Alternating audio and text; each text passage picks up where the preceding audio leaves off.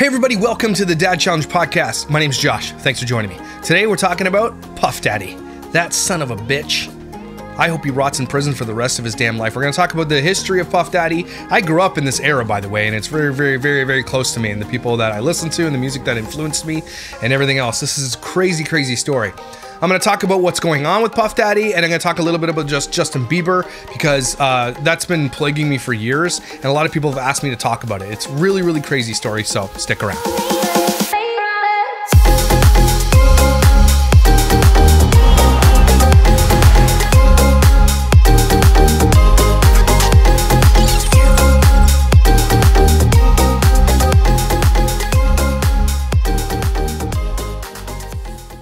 Okay, so I got all my notes over here because this stuff is like going crazy right now, and it's breaking almost daily what's happening with the Puff Daddy case. If you don't know who Puff Daddy is, here's a little history. Sean Puff Daddy Combs, also known as Diddy, P. Diddy, Douchebaggy, among other names, has a multifaceted career in music. Now, this is just, I'm reading articles. Business and fashion, marked by significant achievements as well as controversies. Here's his early career. Sean Combs founded Bad Boy Records in 1993, which quickly became one of the most influential hip-hop labels of the 1990s. And I got into Bad Boy listening to Mase, who was one of my favorite rappers of all time. I was into Tupac. I wasn't into Biggie. I wasn't into East Coast. I was West Coast, even though Mase is, I consider East Coast or Florida. I loved Mase, okay? Loved him. While you're over there looking at me, whatever song this. But I actually didn't mind Puff Daddy. I thought he was a great artist. He had great artists under him. He was, Bad Boy Productions. It was a pretty big deal. Bad Boy was huge. He was instrumental in launching the careers of artists like Notorious B.I.G., Faith Evans, Mase, and his debut album, No Way Out, 1997, was a massive success, largely due to the one-hit single, I'll Be Missing You, which is a tribute to the late Notorious B.I.G. This album achieved septuple platinum status. Septuple. 6-7 times it went platinum. He made enough money on that one record to retire for the rest of his life.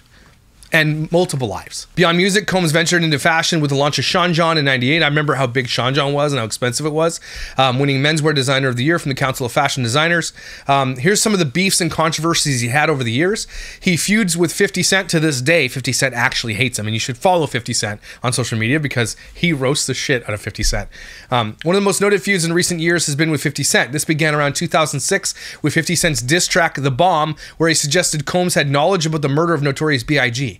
The feud has seen various escalations over the years, including personal attacks and business-related jabs, with 50 Cent even producing a documentary titled Did He Do It? Amidst Combs' legal troubles in 2024. So I think that's a documentary that might be coming out. Combs was faced with numerous legal challenges in 2024. He was embroiled in federal investigations related to sex trafficking, racketeering, which led to his properties being raided.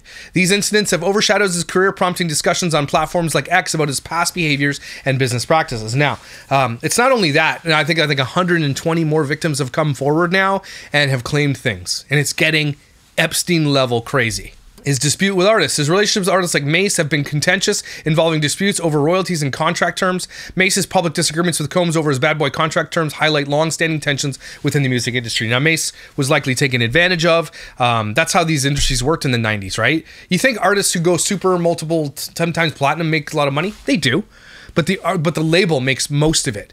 And they had very predatory ways of taking money from artists, like giving them advances for their records and living expenses and then taking it back, like massive percentages of it. Even of the 10% of the record sales that you got, which is generally the contract artists got, you had to pay out of that 10% you received back with interest the money the record labels would front you. It was insane, okay? And Mase then became a preacher and then went back into music, and it's been back. It's kind of weird. It's back and forth, but very talented artist, Mase. So there. That's kind of like the gist of who Puff Daddy is. He's a mogul. Like he's a hip hop mogul.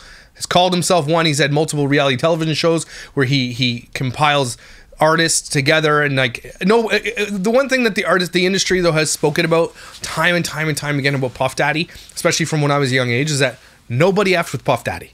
Nobody liked him. He was one of those guys that you respected out of the power that he had.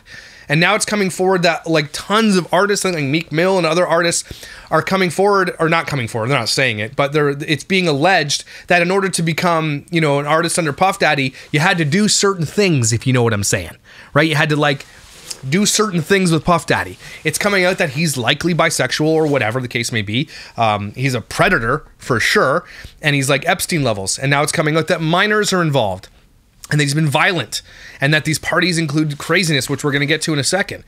Freak parties or whatever they're called. What are they called? Freak offs. It's insane. Here's been my take on rich people and sex for as long as I can think I've thought about this.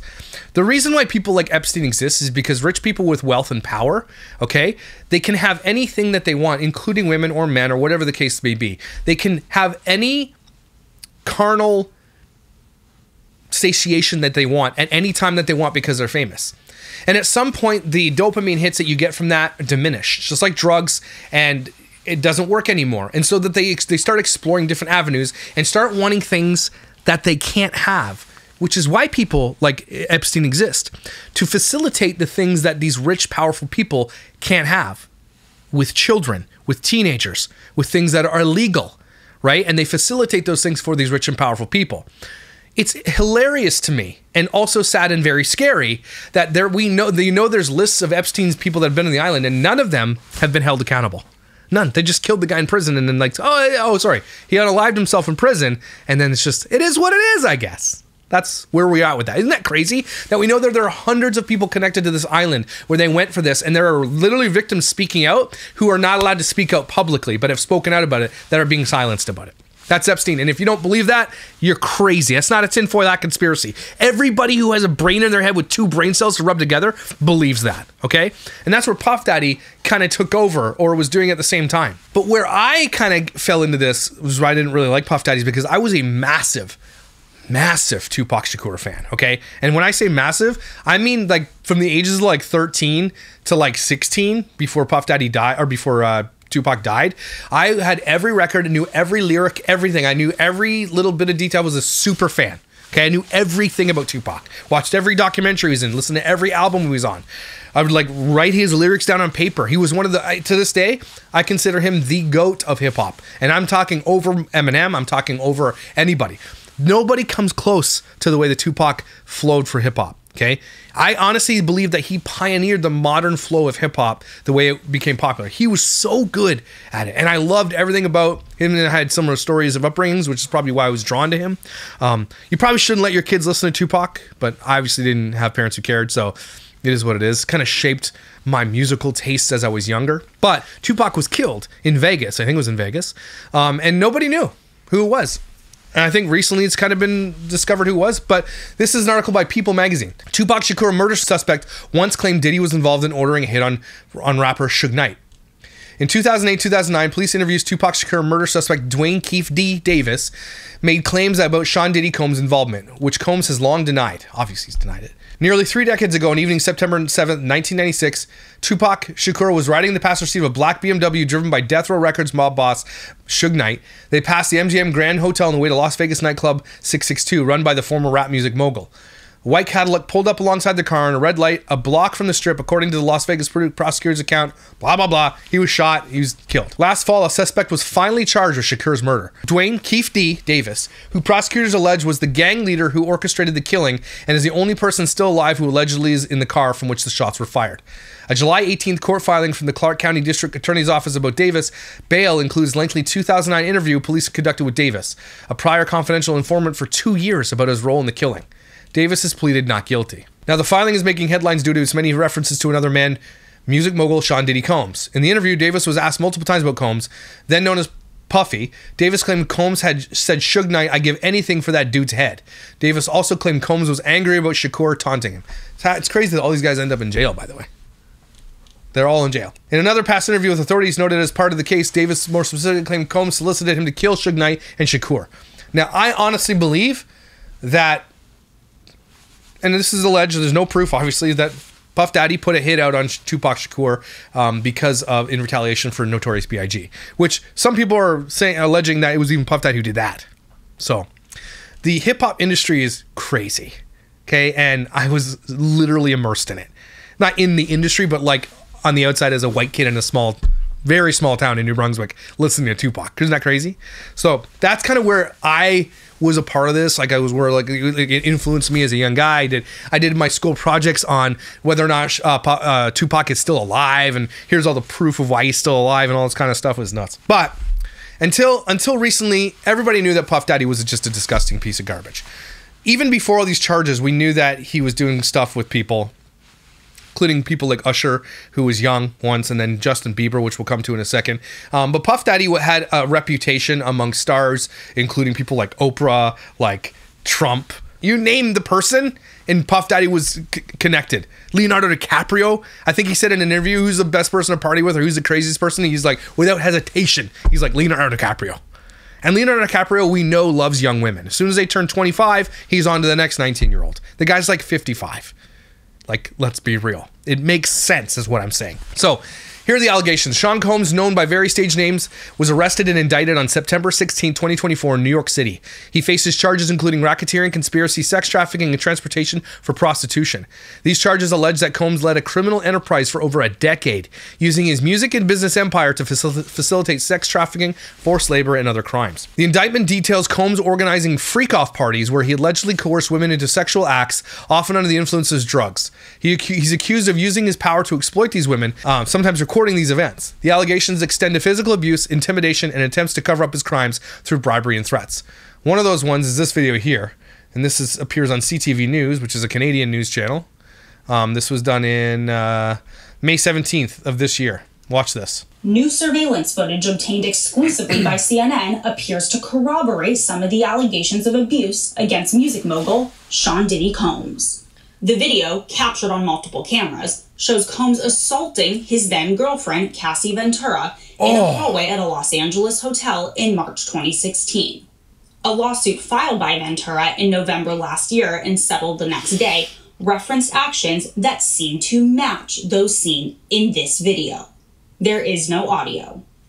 According to the complaint, Combs became extremely intoxicated and punched Miss Ventura in the face, giving her a black eye, which according to the lawsuit prompted Ventura to try and leave the hotel room. The surveillance video obtained by CNN begins as she enters the hallway. The complaint says as she exited, Mr. Combs awoke and began screaming at Miss Ventura. He followed her into the hallway of the hotel while yelling at her. The complaint goes on to say he grabbed her and then took glass vases in the hallway and threw them at her. Ooh. In the surveillance video, Combs can be seen grabbing Ventura and throwing her to the ground.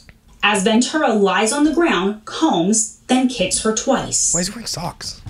And attempts to drag her on the floor back to the hotel room.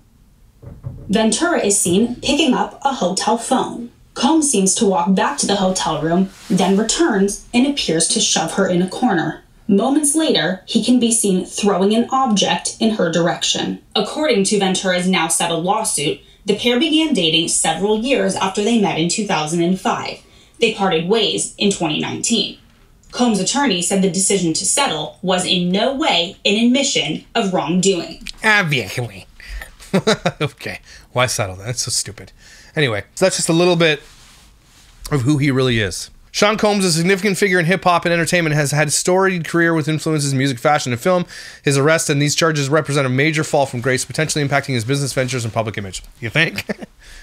The case has sparked widespread discussion due to Combs' celebrity status. Legal analysts might discuss the strengths of the evidence, the likelihood of conviction given the nature of the charges, and the impact of victims' rights movements. This situation might lead to broader conversations about power dynamics in the entertainment industry, the treatment of women, and the accountability of high-profile figures. It could affect how artists and executives in the music industry are scrutinized in the future. The one good thing that the future has brought us is the accountability of these crazy people who lived high lives of 80s, 90s, and early 2000s. Like, it's all coming to head right now where it's not acceptable anymore, and they're being called out for it, and rightly so. If you haven't had a chance, go listen to the podcast called Catch and Kill by Ronan Farrow. It's an insane podcast about bringing down Harvey Weinstein. And he's just another Harvey Weinstein. Here's some celebrities that are linked to Puff Daddy. There's some people that are like connected to lawsuits. Prince Harry is mentioned, Cuba Gooding Jr., Donald Trump, Jay-Z, Nancy Pelosi, Rachel Chandler. Tons and tons and tons of people have just been shown him with famous people all over the world. Now, it doesn't mean that they're guilty, but again, a lot of people have partied with Puff Daddy. And there's a lot of interviews and podcasts out there about people who are like, yeah, we partied with Puff Daddy, and they're like, they say it, and they're all like, they always have their eyes wide open like this. But the thing that really pissed me off about all this was that is the allegations about Justin Bieber. And this should piss everybody off. Because in the end, if you think about this, the exploitation of Justin Bieber is quite insane. And I love Justin Bieber. I've always been a fan of Justin Bieber. Even when everybody hated Justin Bieber, I think he's a very, very incredibly talented young man. He just got into an industry way too young, and he got taken advantage of by too many people. And the people that should be ashamed of themselves are his dad, his mom, Scooter Braun, and Usher, I think, are the main four characters that should be absolutely ashamed of themselves. Scooter Braun tries to get away with being like, Scooter Braun. Scooter Braun is the reason that Justin Bieber lives the shit life. I don't even think Justin Bieber would call him out like that, but Scooter Braun is the reason that Justin Bieber is famous. And Scooter Braun passed him off to Usher, and Usher passed him off to Puff Daddy. Okay? I think, I'm not sure if I'm correct with this, but I'm pretty sure that Puff Daddy had not parental rights, but some type of rights over Usher when Usher was up and coming. Because Usher was like a Bieber, 16 or 15 or something like that, making records, and then Puff Daddy was a big part of that. And then Usher got Bieber. If you've seen the documentary about Justin Bieber, it's a really good documentary, but he got like the rights to Bieber's music through Scooter Braun, and then introduced him to the thing, and then they all made way more money than Justin Bieber ever made. And he's wealthy beyond wealth, okay? But he was taken advantage of at a young age from like 13 or a little younger up until like even until he got to escape it. And I honestly believe that Justin Bieber is living a life of sadness and shame when he shouldn't be. Okay? I know he's got more money than he knows what to do with, and I honestly believe that Justin Bieber is very unhappy. I think that he's sad, and I think he feels guilty. And he has no reason to do that. But it's the people in his life that have failed him. They should be sad and they should feel guilty. And they all just made millions of dollars off him. So I asked Grok, I said, what are the allegations about Justin Bieber and P. Diddy? The allegations surrounding Justin Bieber and P. Diddy primarily stem from videos and public interactions they have surfaced amidst more legal troubles by Puff Daddy. Here's a summary. A video that has been described as creepy shows Diddy with a 15-year-old Justin Bieber, where Diddy talks about spending 48 hours with Bieber, but doesn't disclose what they would be doing. This interaction has raised concerns due to its context and the way it was framed. And here it is. Yeah, so as soon as you turn 16, you know what I'm saying, I'm gonna let you rock this every time you come to LA. Yeah, this will be yours. So every time you come to LA, it's a little dusty, but you know, go get the front shot in this. Man. Minute. Woo. Okay. Okay. Alright, so I'm gonna be driving this next year. Yeah, when you get 16, you come down, you gotta, you know, wear your seat. I mean, I'm 15, you can ride in the passenger seat. I got my permit. Not yet. No. Alright, No. 16. No, 16. Let's slow down, Josh. Okay. Let's slow down. One Okay. step at a time. But yeah, the keys is yours when when you get 16. Why is he giving him a Lamborghini? You good to go. I'm good to go. Yeah. Alright. Then when you get 18, you get the house. You get the mansion. Okay. I get the mansion. Yeah. So where are we off to now? Where would you like to go? I mean, wherever you want to go. Where are we going? So check this out, yo. Justin, you ever seen the movie 48 Hours? Right now, he's having 48 hours with Diddy, him and his boy. They're having the times of their lives, where we... Look how innocent that kid is right there. This kid has no business being around these people who party like the way they do, the hip-hop industry. Who put him in that position? Usher, Scooter Braun, and his mom. His dad didn't really have any rights, but his dad was a part of his life after he became famous. Now, these are the people that allowed him to do this. And he had no business being around these people at all. This industry eats these kids up and spits them out like nothing. I've never heard of a kid who's hugely famous in the industry didn't come out screwed up on the other side. Never once. It screws everybody up. Hanging out and what we doing, we can't really disclose, but we can't disclose what we're doing, and he looks at him like, what? It's definitely a 15-year-old's dream. I have... And now, this is the thing that's crazy about this and creepy. A 15-year-old's dream. Now, Puff Daddy at 15 as a boy, his dream would what? Be hanging out with strippers and bang chicks and everything else? That's the culture of hip-hop. Sorry. Women are just to be used. And like he's thinking a 15-year-old's dream is to literally probably be around hookers and like sex workers and drugs and alcohol. It's probably what he's saying, but he's not going to say it out loud. And there's a reason. He didn't say we're going to Chuck E. Cheese, we're going to, a theme park, none of that. That's why he's not disclosing it. Even if he's joking about it, it's wrong. been given custody of him. You know, he signed to Usher. I'm signed to Usher. I had legal guardianship of Usher when you know he did his first album. I did Usher's first album. I don't have legal guardianship of him, but for the next 48 hours, he's with me. So it sounds like Usher has legal guardianship of Bieber. So this is on Usher. And Usher's not being called out at all for this, by the way. And I know Usher was likely a victim himself as he's a child, but Usher should know better. Usher, if you were a victim when you were a child, why would you put another child into the same victimhood? Are you out of your f***ing mind?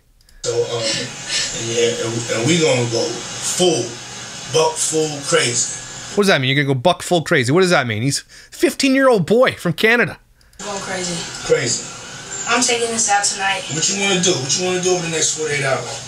48 hours. Let's go. Let's just go get some girls. Let's go hang out some girls. Girls. Let's go get some girls.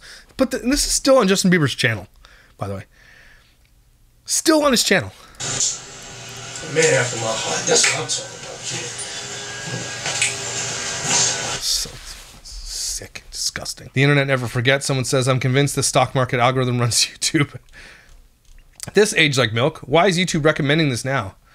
I don't have guardianship of him, but for the next 40 hours, I'm his daddy. What's the top comments on this? In 2009, hanging out with Diddy and getting a sports car. Teenager's dream. In 2024, poor kid. Exactly. YouTube is crazy for recommending this right now. 5 Nights at Freddy's. Nope. 48 hours at Diddy's. Imagine how many times Justin didn't want to come back there to relive this event. Justice for him. A lot of people are saying justice for Justin, and I agree with that. Another video from months later shows Diddy confronting Bieber for not staying in touch, which made Bieber visibly uncomfortable. This interaction has been interpreted by some as overly controlling and inappropriate. Let's find that. What's up, man? You good? I'm good. How are you? Hey, young brother, everything's good? Selling out arenas and everything? Starting to act different, huh? You ain't been calling me and hanging out the way we used to hang out. Well, I mean, you try to get in contact with me, through all my, partners and whatnot. Mm-hmm. But you never really got my number, so. Correct. Okay. Your number? Yeah. My number. Yeah. It's 555. I know it's probably fake, but that's still gross. And that's who it's so sad. The resurgence of these videos, especially after Diddy's arrest on charges unrelated to Bieber, like sex trafficking and racketeering, has led to a reevaluation of how Bieber was treated during his early years. There's growing sentiment that Bieber was overly sexualized and put in uncomfortable situations by adults in the entertainment industry. And that has to do with this video right here. Look at this. I just want to protect her, I don't want her to lose it. I don't want her to, go through anything I went through. I don't wish that upon anybody. What is he saying there? And this is what he went through. This shit, when you're about to watch, okay, what you're about to watch here is going to piss you off, and it should piss you off. He was put through the Hollywood ringer, and these people who are all out here right now get to live happy, famous lives after what they did to him. You couldn't do this today, thank God, but they did it to him. And watch what they did to this kid. And they thought it was fine. Everybody's laughing at him. Whole freaking world was laughing at Justin Bieber when they did this. And then watch this. Corden. To me again. You smell amazing. How old are you? Thank you. How old are you? I'm 16. I'll be 17 in like 2 weeks. I don't ever remember smelling that good at 16. Like that was bad. Yeah. Wow, look at your eyes. What music are you listening to? What the Again, flip the frickin' roles.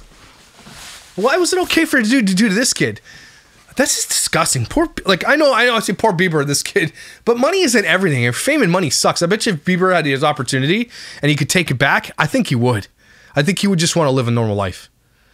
I know everybody's like, well, rich and famous. Money is not everything, I promise you that. Man, this kid probably has so much anxiety and panic attacks and everything about the way he was treated and the way he was abused, and he's not even telling everybody about it. It's so sad.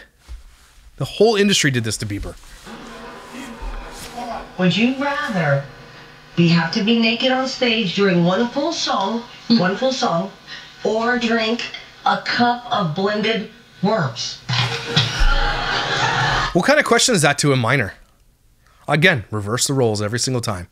This isn't funny. Answer Justin Bieber. I have like little girl fans. I can't go. Disgusting. A sex talk? Okay. So why don't you give me the sex talk? I feel uncomfortable right now. Oh, I want to know the sex talk from a 15-year-old boy. That's pretty weird. Let's talk about the album. when you watch that video, like, how does it make you feel when you watch him being violated? And it's like, that's the stuff out in public, everybody. This kid was put through the ringer through Hollywood. To get to where he is, there's no amount that people didn't sell. They used him as a currency. Scooter Braun has literally made hundreds and hundreds and hundreds and hundreds of millions of dollars, if not a billion. Okay? And he used Justin Bieber to get there. Everything Scooter Braun has is because of Justin Bieber, and he sold him to these people. He convinced his mom, and his mom's to blame too, because she could have said no to all this. Okay? They're all to blame. Bieber is the victim here, 100%. And Scooter Braun gets away with that? He gets away with this?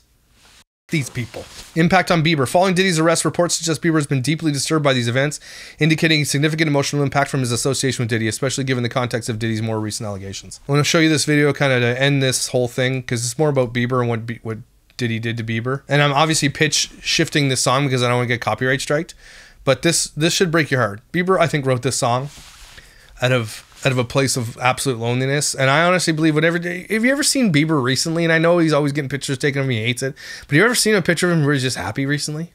Anytime, ever? When he's doing real interviews and stuff like this, kid is probably one of the most depressed person I've ever seen in my life.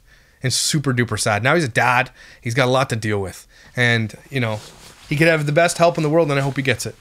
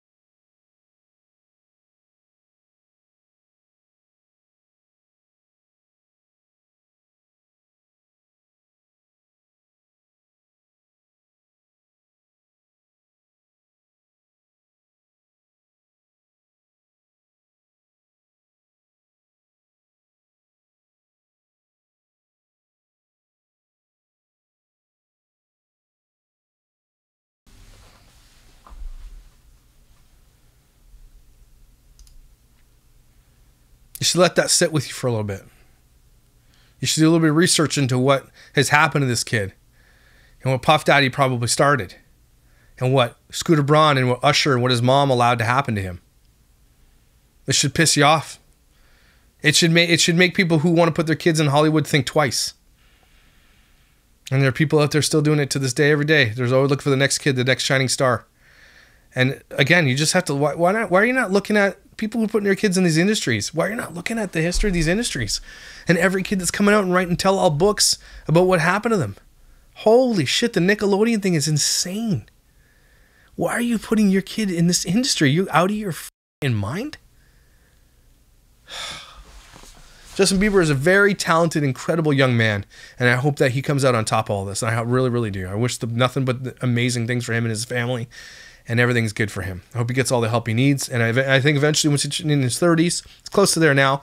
How old? Hey, Alexa, how old is Justin Bieber? He just turned 30. I didn't actually start dealing with my trauma from my childhood until I was well into my 30s. Like, 30 was when it started, like, peaking. My anxiety and my panic attacks started happening. And then, like, now at 44 years old, I can live free of it. And it took up to that, like, in my 40s to break free of all this. And Bieber's... I have faith that he's going to do it. And he's a Canadian boy, close to my heart. He's a good kid with amazing talent. And he's going to do good things. And I think he's going to take his powerful position and he's going to help others in the industry, like he was saying there about Billie Eilish. He just wants to protect them. Like, this kid has a lot of power, and I hope he uses it. He's an incredible, incredible young man. And Puff Daddy is, in my opinion, isn't going to survive prison. With the amount of names that are likely going to come out and things like that, I think he's going to be Epsteined. And you know what? I don't want it to happen because I want the people who are responsible for all these things to be caught, unlike the people in the Epstein things who didn't get caught. And I don't care who it is. I don't care if you're a fan of any of them. If any of them are on there, they should be held accountable for it, right? But I don't think he's going to make it out of prison. I honestly don't think that's going to happen. It's going to get crazy in this industry. So anyway, everybody take a deep breath. We're going to need it after that one. Jeez. It's hard because we all ingest Hollywood. We all watch movies. We all love great films and great music, and we all partake. And we never see the impact on the victims. And that's by design. And then when you take a look at it afterwards, you start realizing, holy shit. Just, I mean, the only way to bypass this is to not put your kids in these industries. True. Wait till they're old enough. Anyway, guys, thanks for being here for these important conversations. I'm going to keep following this. We're going to keep following up on it and see how it goes. But thank you for being here. You're amazing, incredible, and valuable. Don't you damn well forget it, okay? And I'll see you when I see you.